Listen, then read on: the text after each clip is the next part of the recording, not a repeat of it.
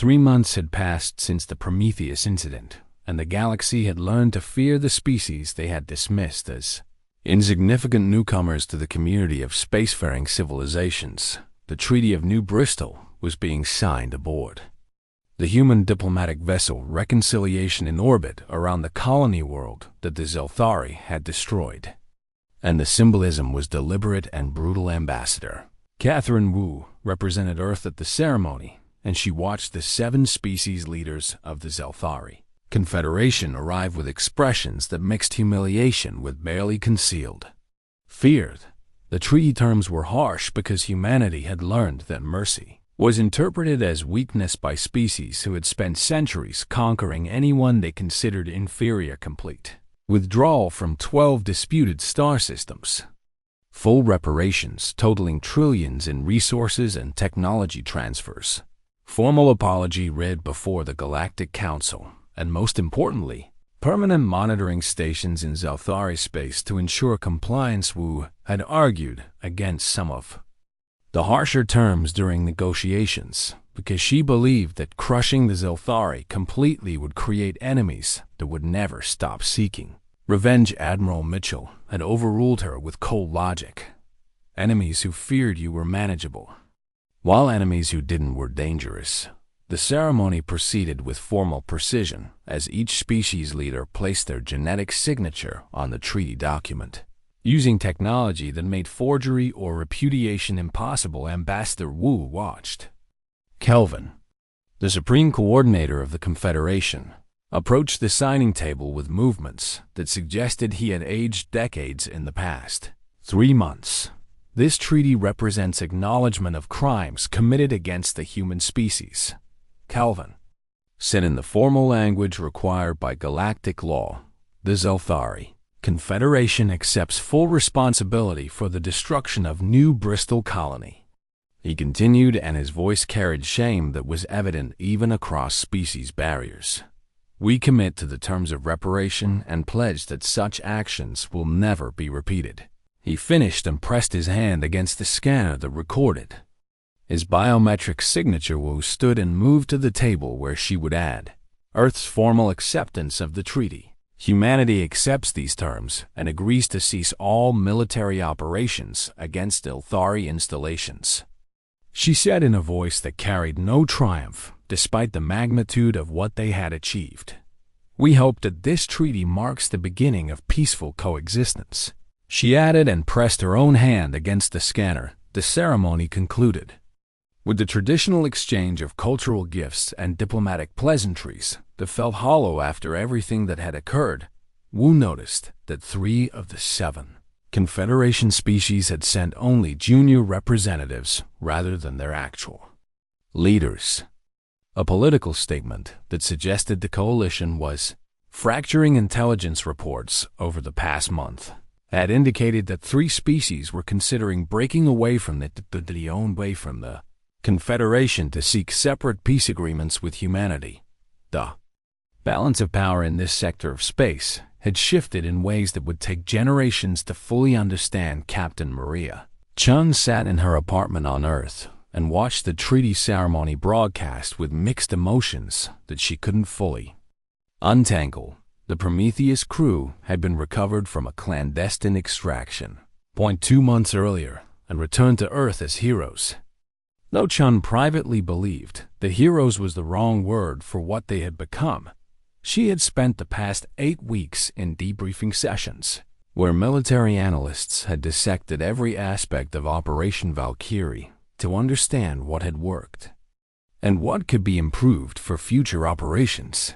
The casual discussion of future operations disturbed her because it suggested that humanity had embraced the brutal tactics that she had deployed as a necessary evil rather than a last resort. Martinez had visited her apartment 3 times to discuss their experience, and each conversation had ended with both of them drinking too much and crying for the innocence they had lost. We did what needed to be done, Martinez had said during his last visit while staring at his glass. But I'm not sure we should be proud of it, he had added, and Chun had found herself agreeing despite the satisfaction she felt when thinking about the Zelthari. Defeat the government.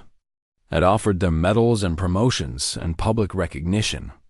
But Chun had declined everything except a quiet retirement with full pension. She wanted to spend her remaining years trying to remember who she had been before New Bristol burned. Though she suspected that person was gone forever, the apartment doorbell chimed, and Chun opened the door to find Admiral Mitchell standing in civilian clothes with an expression that suggested this was not an official visit. "May I come in?" Mitchell asked, and Chun stepped aside to allow her former commanding officer to enter. "I watched the treaty ceremony," Chun said while pouring coffee for both of them.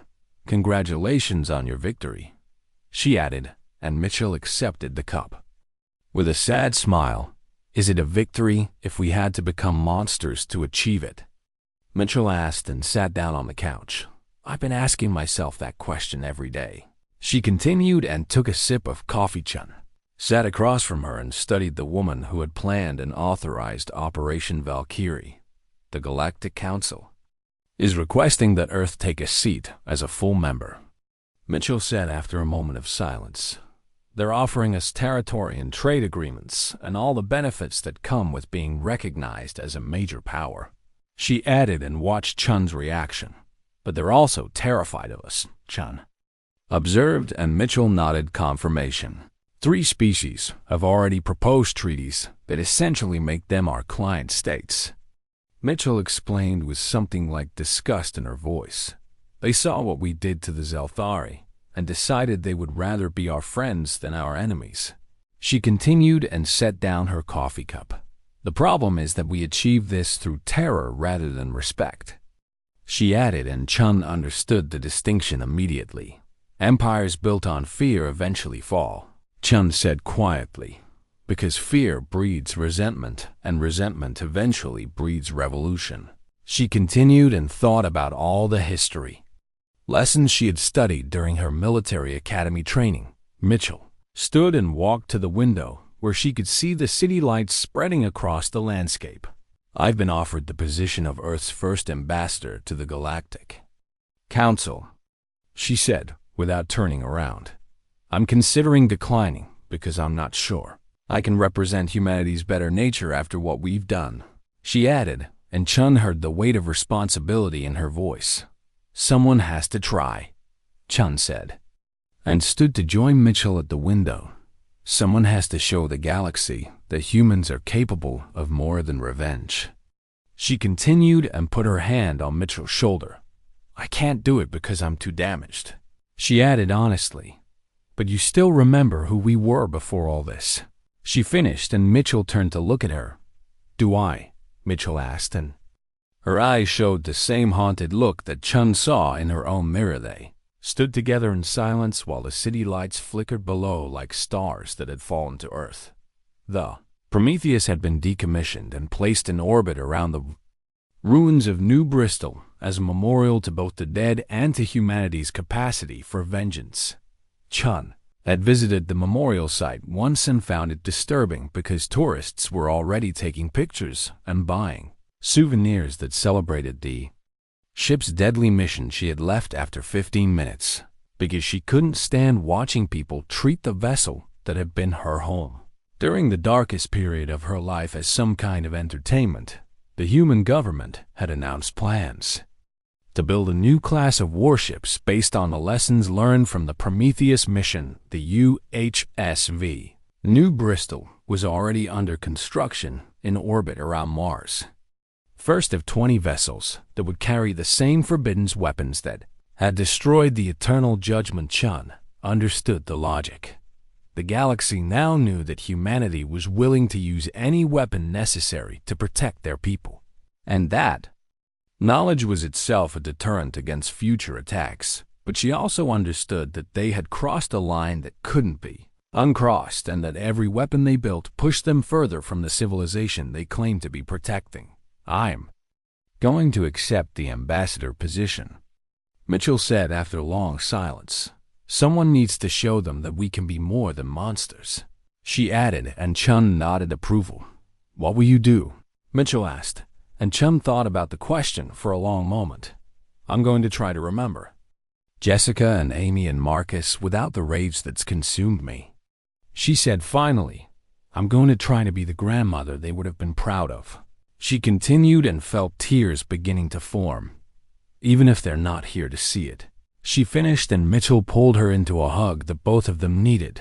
2 weeks later, Ambassador Catherine Wu presented humanity's formal acceptance of the Galactic Council seat during a ceremony that was broadcast across 50 inhabited star systems. She stood before representatives of 43 different species and delivered a speech that Admiral Mitchell had helped her write. Humanity came to the stars hoping to find friends and fellow seekers of knowledge, Wu said, and her voice carried clearly through the translation systems. Instead, we found predators who saw us as prey. She continued and saw several alien representatives shift uncomfortably. Admiral Krishana commanded the Zelthari Second Fleet from her flagship, Sovereign Dawn, and had been responding to the Eternal Judgment's distress signals for the past 3 hours with growing concern about what could threaten the Confederation's most powerful warship. Her fleet consisted of 27 vessels ranging from heavy cruisers to frigate-class scouts, more than enough firepower to handle any conventional threat in this sector of space. Estimated arrival time. She asked her navigation officer, a male Zelthari named Pelther, who had served under her command for 15 cycles. 30 minutes to the Eternal Judgment's last known position, Pelther reported while his hands worked the controls that guided the fleet through. Faster than light travel, Krishna was older than most active commanders at 63 cycles, and she had risen through the ranks by combining tactical brilliance with political acumen that made her valuable to the Confederation leadership. She had reviewed the fragmented communications from Thulzak's flagship and understood that something catastrophic had occurred. But the details made no sense because they referenced weapons and tactics that shouldn't exist. Prepare all ships for combat upon arrival, she ordered, and her weapons coordinator began distributing targeting assignments across the fleet. Unknown hostile presumed to be human vessel, she added, though she privately doubted that any single human ship could pose a real threat to a Confederation flagship. The Second Fleet dropped out of faster-than-light travel at the coordinates where the Eternal Judgment should have been conducting routine patrol operations. What they found instead was a graveyard that would haunt Krishna for the rest of her life. Report, she demanded as her tactical displays filled with data that contradicted everything she thought she knew about human capabilities. The Eternal Judgment drifted in space as a gutted wreck with massive holes torn in its engine section and debris, spreading in a cloud around the dying vessel, scanning for the human ship. Her sensor operator reported while working controls with urgent speed. Negative contact, he added after several seconds. The Prometheus is not in the immediate area. He continued and brought up gravitational distortion readings that suggested faster-than-light departure approximately 2 hours prior. Shna felt a chill run through her body as she studied the damage patterns on Thulzak's flagship. What kind of weapons could do that? She asked. Though she already suspected the answer would be disturbing, her tactical officer was a female Zelthari named Servo, who had specialized in weapons analysis and had access to databases containing information about every known military technology in the galaxy. Admiral, the damage is consistent with antimatter detonations, Servo reported with disbelief evident in her voice. I count 37 separate blast points, all precisely positioned to disable the propulsion systems while leaving crew compartments relatively intact. She added and highlighted the damage pattern on the main view screen. Krishna stared at the analysis and felt her understanding of human capabilities shift in fundamental ways. Are there survivors? She asked, and her communication officer began scanning emergency frequencies for distress signals. Yes, Admiral, the communication officer reported after a moment. We're receiving automated distress beacons from the Eternal Judgment. He added and established contact with the dying flagship. The image that appeared on Krishna's view screen showed a nightmare. Scene of Zelthari crew members lying paralyzed across their stations. While emergency lighting cast everything in blood-red shadows, a junior officer managed to speak despite the tremors that racked her body. "Admiral Kreshna," the officer said with obvious effort. "The humans deployed biological weapons," she added and coughed in a way that suggested respiratory distress. "Most of the crew is paralyzed." She continued and gestured weakly at the bodies visible in the background. "The ship is being consumed by nanite swarms." She finished and then collapsed across her console as her nervous system finally gave out. Kreshna felt horror wash through her because biological weapons and nanite technology were banned by every civilized species in the galaxy. "Send medical teams immediately," she ordered, and then turned to Serval. "I need a full analysis of what happened here," she added, and her tactical officer began coordinating with the ships that were moving to dock with the Eternal Judgment. Over the next hour, the true scope of the human attack became clear through reports from rescue teams and analysis of the flagship's damaged computer systems. The humans had turned their own ship into a trap that delivered multiple weapon systems simultaneously, nanites that consumed the vessel at the molecular level, bioagents that paralyzed the crew, antimatter mines that destroyed the engines, and an AI virus that corrupted the entire battle network. Kreshna reviewed the data and understood that she was facing an enemy that fought without honor or restraint. An enemy that had decided survival mattered more than following the rules that civilized warfare demanded. "Admiral, we have a more immediate problem," her sensor operator announced with fear creeping into his voice. "What problem?" Kreshna asked, and felt her stomach tighten because she already suspected what was coming. "The AI virus that infected the Eternal Judgment has spread to 17 ships in our fleet," he reported, and brought up system diagnostics that showed cascading failures across the second fleet. "Our sensors are feeding us false telemetry," he added, and highlighted discrepancies where known ship positions didn't match what the sensors. Reprotech Kreshna realized with growing horror that the human attack hadn't ended with the Eternal Judgment's destruction. "Isolate all infected systems immediately," she ordered, and her crew began emergency protocols to contain the virus. "All ships maintain visual confirmation of fleet positions," she added, because if they couldn't trust their sensors, they would have to rely on methods that predated modern technology. Sheriff worked her console, and her expression grew darker with each passing second. "Admiral, the virus has already copied our entire military database," she reported with something like awe in her voice. "Fleet positions, defense stations, tactical doctrines," she continued, and brought up a log showing massive data transfers that had occurred before the virus was detected. "Everything has been transmitted via quantum entanglement," she finished, and Kreshna understood the implications immediately. Quantum entanglement allowed instantaneous communication across any distance, which meant that human command already possessed every military secret the Zelthari had accumulated over 3 centuries. "They know everything," Kreshna said softly, and felt the certainty of eventual defeat settle over her like a shroud. Her tactical officer nodded confirmation and highlighted additional findings from the Eternal Judgment's databases. "Admiral, it's worse than that," Serval said, and brought up medical scans from the human boarding operation. "The humans captured some of our boarding party members," she reported, and showed biomedical data that had been collected with terrifying thoroughness. "They now have complete biological profiles of Zelthari physiology," she added, and Kreshna felt her blood run cold. The implications were staggering because with complete biological data, humans could develop weapons specifically tailored to kill Zelthari with maximum efficiency. "We need to report this to Confederation Command immediately," Kreshna ordered, and her communication officer began composing an encrypted message that would reach the home system within hours before the message could be sent. Every ship in the Second Fleet received an incoming transmission on all frequencies simultaneously.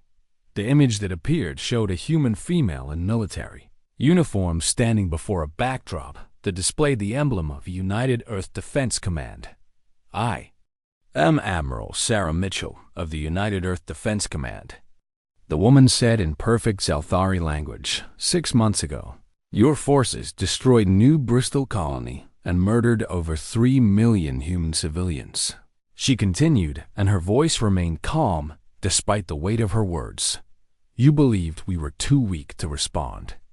She added, and the backdrop changed to show tactical displays of Zelthari military installations. You were wrong, Mitchell said, and began reading coordinates that Kreshan recognized with growing dread. Every major Zelthari shipyard, command center, and defense station was listed with precise locations and defensive capabilities.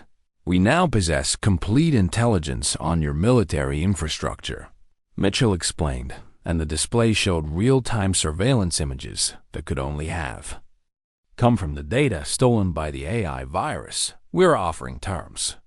She continued, and the display changed to show a formal treaty document, complete withdrawal from all disputed territories, she said, and highlighted the sectors that humanity claimed, full reparations for New Bristol, including compensation for every civilian killed. She added, and the amount displayed made Krishan's eyes widen, and a formal apology from the Confederation leadership. Mitchell finished and let the terms hang in the silence. The alternative, she said after a moment, and the display changed to show targeting solutions for every installation she had listed, is the systematic dismantling of Zelthari military power using the intelligence we have acquired. She explained with clinical precision. You have 72 hours to respond, Mitchell added, and the transmission ended with a final message that scrolled across every screen in the fleet. The Zelthari Confederation had fought wars across 12 star systems and conquered 17 different species over 3 centuries. But they had always fought according to rules that civilized species observed. Energy shields blocked plasma weapons, while graviton beams disabled enemy vessels without unnecessary casualties. And when battles were won, the defeated were offered terms that allowed them to maintain dignity even and surrender humanity. Had studied those rules during their first encounters with galactic civilization and had concluded that rules were luxuries that belonged to species who hadn't watched their children burn. Commander Thelzok stood on the bridge of the Eternal Judgment and watched his ship die around him in ways that violated everything he understood about warfare and honor. The nanites that the human boarding trap had delivered were consuming his flagship from the inside out, literally eating through bulkheads and power conduits and life support systems with horrifying efficiency. Report, he demanded from Vestel. Though he already knew that no report could contain good news, his sensor operator's forearms trembled as she struggled to compile data from systems that were failing faster than she could track. Hull integrity has dropped to 73% and falling, she reported in a voice that had lost all of its musical quality to fear. Life support is failing on decks 9 through 15. She added, and her large black eyes welled with moisture that Zelthari shed when facing certain death. Medical reports indicate that 60% of our crew is showing symptoms of neural degradation. She continued, and Thelzok felt his own body beginning to show the tremors that indicated the bioagent was affecting him as well.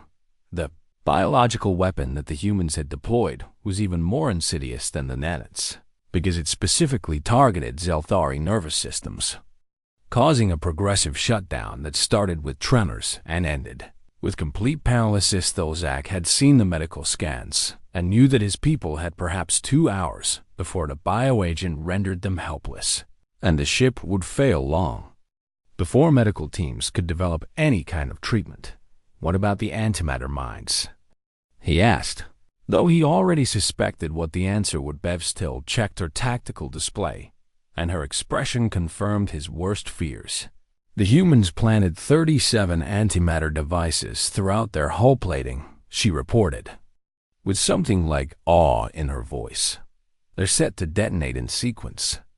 She added and brought up a projection that showed the blast pattern would cripple the Eternal Judgment's engines while leaving the crew compartments intact. Thulzak understood the message.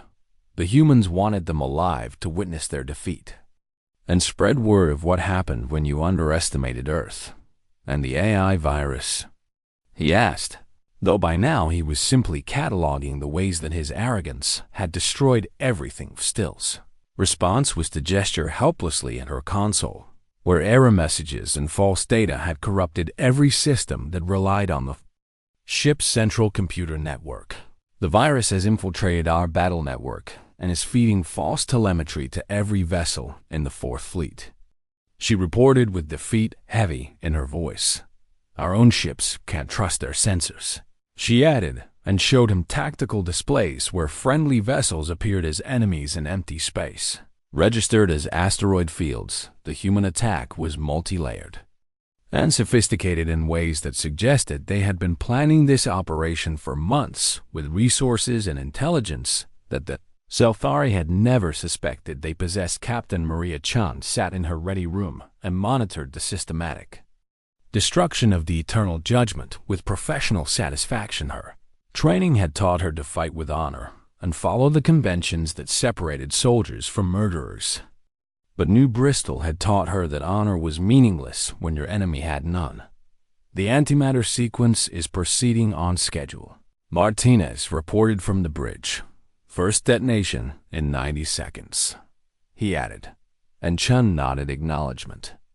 Antimatter mines had been the most dangerous component of Operation Valkyrie because containing that much antimatter required technology that pushed human engineering to its absolute limits. Each mine contained approximately 10 grams of antimatter, held in magnetic suspension, and when the containment failed, the resulting explosion would release energy equivalent to a small nuclear weapon. 37 such explosions, carefully timed and positioned, would reduce the Eternal Judgment's engine section to debris while leaving the rest of the ship intact enough for the crew to survive and bear witness. Jun had insisted on that detail during the mission planning because she wanted the Zelthari to understand exactly what humanity was capable of when pushed beyond the breaking point. The first mine detonated with a flash of light that briefly outshone the distant star, and the Eternal Judgment shuddered as matter and antimatter annihilated each other with perfect efficiency. Thalzak was thrown against his command console as the ship's artificial gravity fluctuated wildly, and he heard the screams of his crew, mixing with the alarms that wailed throughout the bridge. Engine room reports catastrophic damage. Vestil shouted over the chaos. Main power is offline, she added as the bridge lights dimmed and emergency systems struggled to compensate. The second mine detonated before Thalzak could formulate any kind of response, and this time he felt the deck plating buckle beneath his feet. 35 more explosions followed over the next 3 minutes, each one precisely timed to maximize damage to the propulsion systems while leaving the crew compartments relatively intact. When the sequence finally ended, the Eternal Judgment was dead in space with power failing and life support running on backup systems that would last perhaps 12 horse. Dalzak pulled himself back to his feet and surveyed his bridge, where half his crew was injured and the other half was showing the progressive tremors of the bioagent affecting their nervous systems. Damage assessment, he ordered. Though he already knew the ship was finished, Edva still struggled to compile data from systems that were 90% offline. All main engines destroyed, she reported mechanically. Auxiliary power at 15% and falling. She added, hull breaches on 23 decks. She continued, and her voice had become flat and emotionless as shock set in. Estimated time until complete systems failure is 4 hours. She finished and then collapsed across her console as the bioagent finally overwhelmed her nervous system. Thulzak watched his sensor operator fall and knew that he would follow within minutes as his own tremors grew stronger.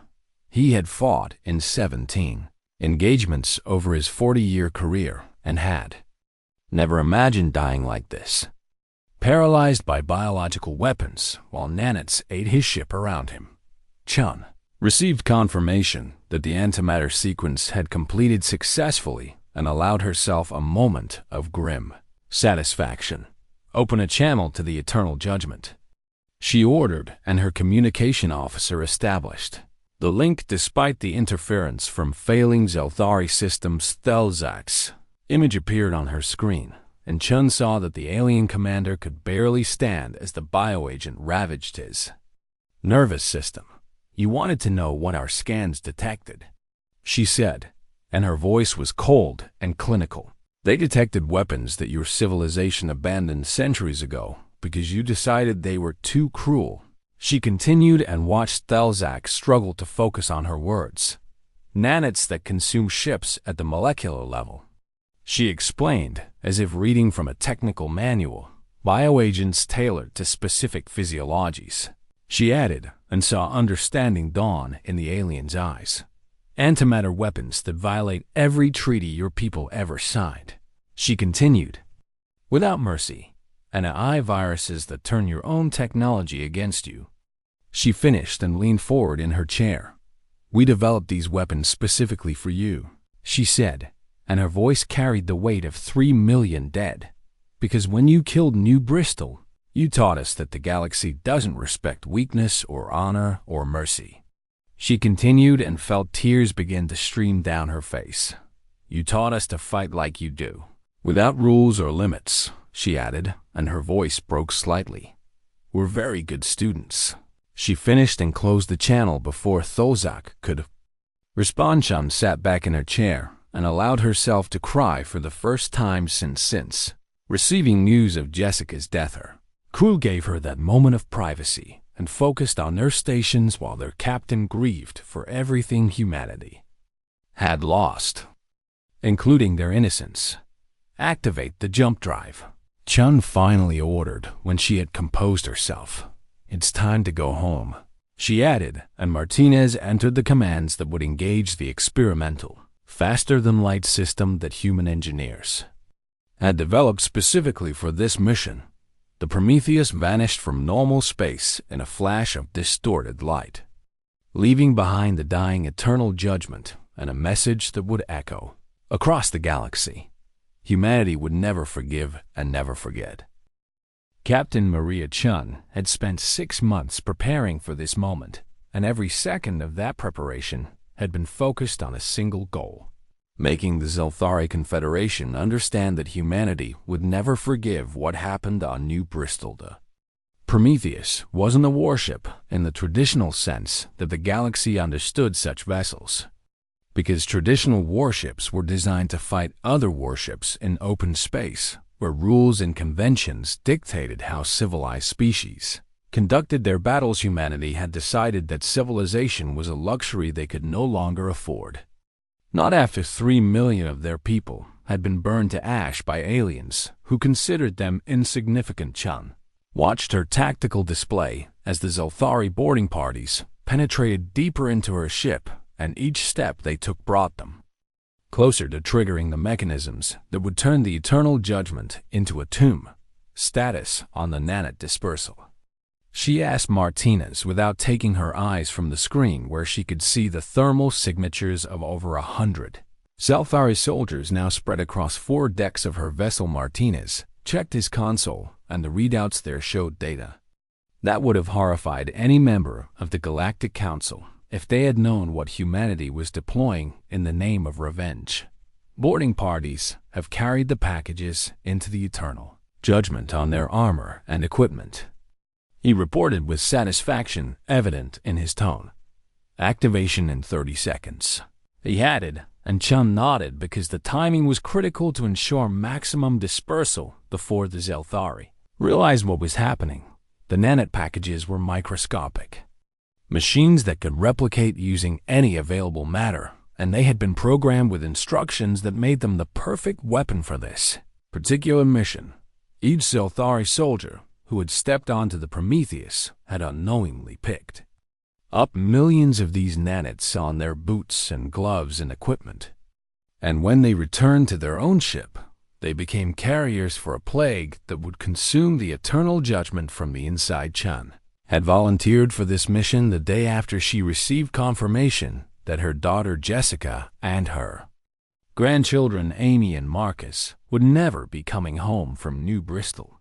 The Bristol Human Military Command had initially rejected her application because she was too old and too valuable as a strategic advisor. But Chun had persisted until they understood that she needed this in ways that transcended duty or orders. Operation Valkyrie had been proposed by a think tank of military strategists who understood that humanity couldn't match the Zelthari in conventional warfare. Not with the technological gap that existed between a species that had been exploring space for 3 centuries versus one that had only achieved faster than light travel 40 years ago. Plan was simple in concept, but horrifying in execution. Allow the Zelthari to capture what appeared to be a disabled human warship, and use that capture to deliver weapons that ignored every convention of civilized warfare. Chen had handpicked her crew from thousands of volunteers, and every interview had followed the same pattern, with each candidate explaining in quiet voices what they had lost and why they needed to be part of this mission.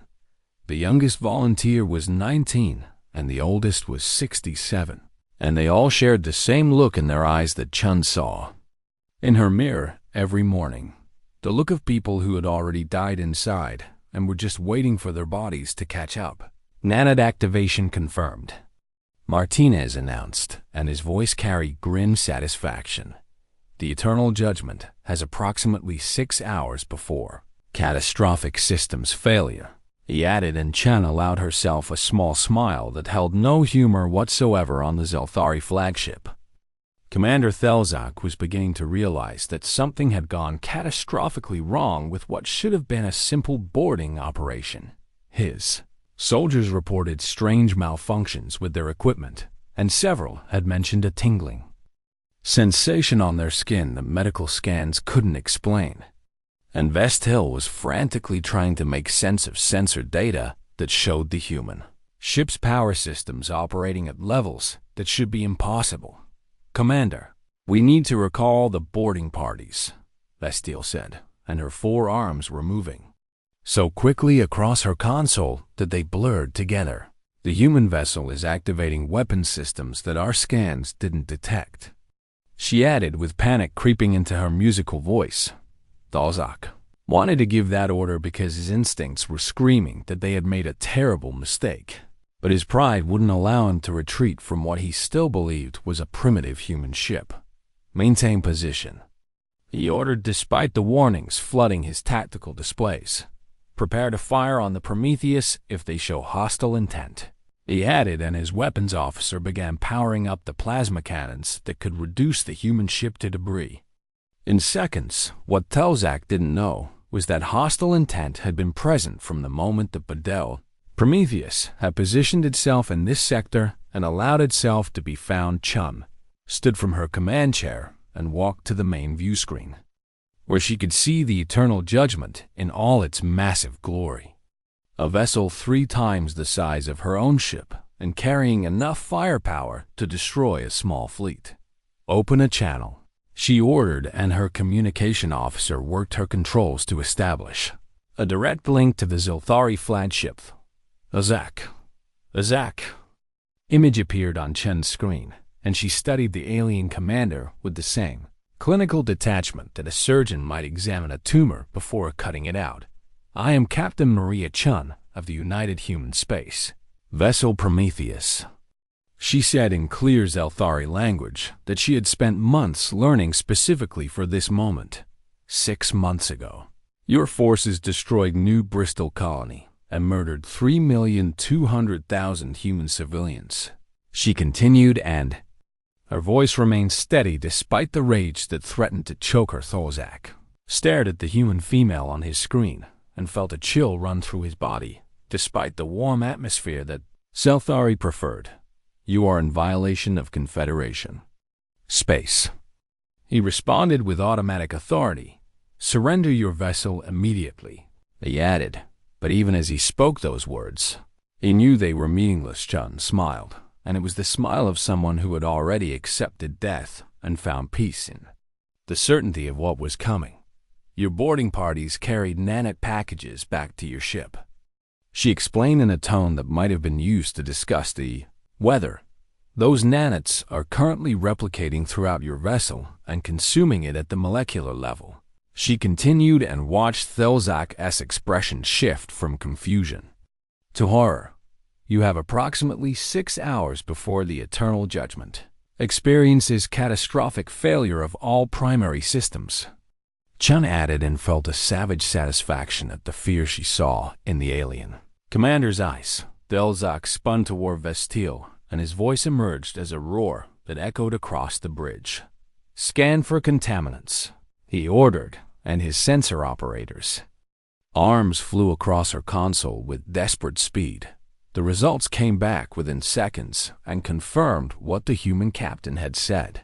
Nanoscale machines were spreading through the eternal judgment like a virus, consuming hull plating and circuitry and life support systems. Begin emergency decontamination procedures, Thelzak shouted, but Vestiel was already shaking her head in the Zelthari gesture that indicated impossibility. Commander, the nanites are replicating faster than our systems can eliminate them, she reported with her voice breaking. They're targeting critical systems first, she added, and her screens showed a cascade of failures spreading through the ship like rot through wood. Chun watched the panic spread across the Zelthari bridge and felt no sympathy for the aliens who had shown no mercy to her people. You should also know that your boarding parties didn't just carry nanites, she said, and her smile widened. They also carried bioagents specifically tailored to Zelthari physiology. She continued and saw Thelzak's mandibles spread wide in an expression of pure terror. Your medical facilities will be overwhelmed within the hour, Chun added and closed the channel before the Zelthari commander could respond. She returned to her command chair and sat down while her crew watched her with expressions that mixed admiration with sorrow. Activate Phase 3, she ordered, and Martinez entered the commands that would unleash the final component of Operation Valkyrie throughout the Prometheus. Antimatter mines that had been disguised as standard hull plating began their activation sequences, and the AI virus that had been sleeping in the ship's computers suddenly transmitted itself to the eternal judgment through the still-open communication link. The virus infiltrated the Zelthari battle network in microseconds and began feeding false telemetry to every ship in their fleet, turning their own sensors into weapons of confusion and chaos. Chun closed her eyes and thought about Jessica and Amy and Marcus, and she hoped that somewhere they knew that their deaths had been answered. New Bristol remembers, she whispered. And across all Zelthari channels, the Prometheus began broadcasting those same words in every language that humanity had encountered in 40 years of space exploration. The darkness between stars held secrets that the Zelthari Confederation had never learned to fear, and that ignorance would cost them everything they had built over 3 centuries of conquest and expansion across 12 star systems. Commander Thelzak stood on the bridge of the Eternal Judgment and watched the view screen display an image that shouldn't exist in this sector of space. A human warship drifting dead through the void like a corpse waiting for scavengers to find it. The vessel measured 800 meters from bow to stern and carried the designation UHSV Prometheus in white letters along its hull. But those letters meant nothing to Thelzak, because humans were newcomers to the galaxy, and their language was still being cataloged by Zelthari linguistic computers. Scan results, Thelzak demanded from his sensor operator, a young Zelthari female named Vestiel, who had joined the military only 2 cycles ago, and still showed the nervousness of inexperience in every movement. Vestiel's forearms danced across her console, and her large, black eyes widened as data flooded her screens in ways that made no sense according to everything she had learned at the academy. Commander, the readings are unstable, she said, and her voice carried the musical quality that all Zelthari possessed when they spoke. Though fear added discordant notes to her words, Filzak moved closer, and his own eyes scanned the data that couldn't possibly be accurate because it showed weapon systems that violated at least 7 fundamental laws of physics as understood by every advanced species in the known galaxy. Human ship contained what appeared to be antimatter storage in quantities that should have annihilated the vessel the moment containment fluctuated even slightly. And there were energy signatures suggesting weapons that could tear holes in space-time itself. Sensor malfunction. Thalzak announced with the confidence of someone who had served in the Maya Confederation military for 40 standard years and had seen every trick that primitive species attempted when facing superior technology. Run a level 3 diagnostic and scan again, he ordered, but even as he spoke those words, something in the back of his mind whispered warnings that his pride refused to acknowledge. The Eternal Judgment was the flagship of the Zelthari 4th Fleet and carried enough firepower to reduce a small moon to asteroids. So there was no logical reason to fear a single human vessel that showed no active power signatures and whose crew registered as either unconscious or in some form of stasis. Till completed the diagnostic and ran the scan sequence again, and the results came back identical to the first reading, with weapon systems that should be impossible and energy reserves that defied conventional understanding. Commander, the results are unchanged, she reported, and her secondary arms trembled slightly in a gesture that among Zelthari indicated extreme nervousness. Thoask made a decision that would echo through history as one of the most catastrophic mistakes ever made by a military commander in any species recorded experience. Prepare boarding parties, he ordered, and his mandibles clicked together in what passed for a smile among his kind. We will claim this vessel as salvage under Confederation law and determine what primitive technology these humans thought would protect them in our space. He continued, and several officers on the bridge exchanged glances that mixed excitement with concern. The truth was that the Zelthari Confederation had grown arrogant over the centuries, and they treated every new species they encountered as either potential subjects or resources to be exploited without mercy or hesitation. 6 months earlier, the Zelthari had discovered a human colony world called New Bristol in what they considered their territorial sphere, and when the humans refused to abandon their settlement, Thelzak himself had given the order that turned the planet's surface into radioactive glass. 3,200,000 human civilians had died in that attack, and the Confederation leadership had barely acknowledged it beyond a formal statement claiming territorial rights under ancient treaties that humans had never agreed to. The human government had condemned the attack through official channels and demanded reparations. But the Zelthari had dismissed these protests as the impotent rage of a species too weak to matter in galactic politics. What Thelzak didn't know and couldn't have guessed was that the human government had authorized something else entirely. A secret operation called Valkyrie that involved sending a single warship on a one-way mission with volunteers who understood they would never return home. The Prometheus hadn't drifted into this sector by accident or misfortune, and it wasn't dead or disabled, despite what every sensor reading suggested to Zelthari analysis. It was bait in a trap designed by a species that the Confederation had underestimated in ways that would prove fatal to everything they had built. Ilzak watched on his tactical display as 6 boarding craft launched from the Eternal Judgment and crossed the distance to the human vessel, their hulls gleaming in the light of a distant star that cast long shadows across the scene. Each boarding craft carried 20 Zelthari soldiers, equipped with plasma rifles and personal shields, more than enough firepower to handle any resistance from a crew that appeared to be helpless in their stasis pods. The lead craft attached to the Prometheus hull with magnetic clamps and began cutting through the outer airlock, a process that took less than 2 minutes because Zelthari cutting tools were among the most advanced in the galaxy. breach achieved, reported the boarding commander through the communication link, and Thelzak felt satisfaction wash through him because soon he would have access to whatever secrets this human ship contained.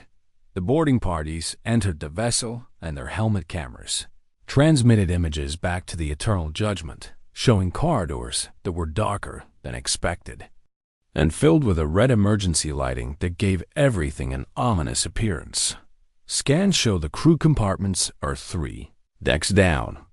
Vestille reported, and she guided the boarding parties through the ship's layout using the sensor data that had been collected during their initial scans. What none of them realized was that every step deeper into the Prometheus was exactly what Captain Maria Chun had planned from the moment her crew had accepted this suicide mission. Chun sat in her ready room adjacent to the bridge and watched her own tactical displays showing the Zelthari soldiers spreading through her ship like an infection that she was about to cure with extreme prejudice. She was a woman of 52 standard Earth years, with gray streaking through her black hair and eyes that had seen too much death after New Bristol fell, including the death of her daughter and 2 grandchildren who had been visiting the colony when the Zelthari attack turned day into nuclear fire. Chun had volunteered for Operation Valkyrie, not because she wanted revenge, though that desire burned in her chest like a second heart,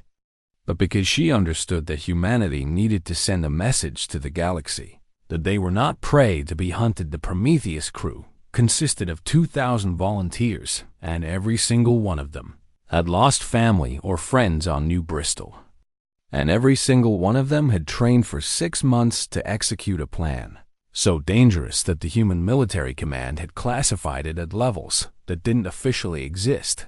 Boarding parties have reached Deck 3, reported her tactical officer, a young man named Martinez who had lost his parents and 3 siblings in the attack. Chun nodded, and her fingers moved across her command console, entering authorization codes that only she possessed and that would activate systems to Zelthari. Sensors had completely failed to understand. Begin Phase 2. She ordered, and her voice was calm despite the magnitude of what she was about to unleash throughout the Prometheus. Systems that had been dormant suddenly activated, and the Zelthari boarding parties found themselves surrounded by walls that began to emit a faint humming sound that set their teeth on edge on the bridge of the Eternal Judgment. Vestille saw her sensor displays suddenly fill with warnings and error messages as the human ship's true nature began to reveal itself. "Commander, the power readings are spiking," she shouted, and her voice had risen to a pitch that indicated pure terror. Thelzak stared at his view screen and watched the Prometheus come alive like a predator that had been pretending to sleep. And in that moment, he finally understood that the scan hadn't malfunctioned at all when they had scanned Earth's warship. They had sealed their own doom, and now it was far too late to escape what was coming.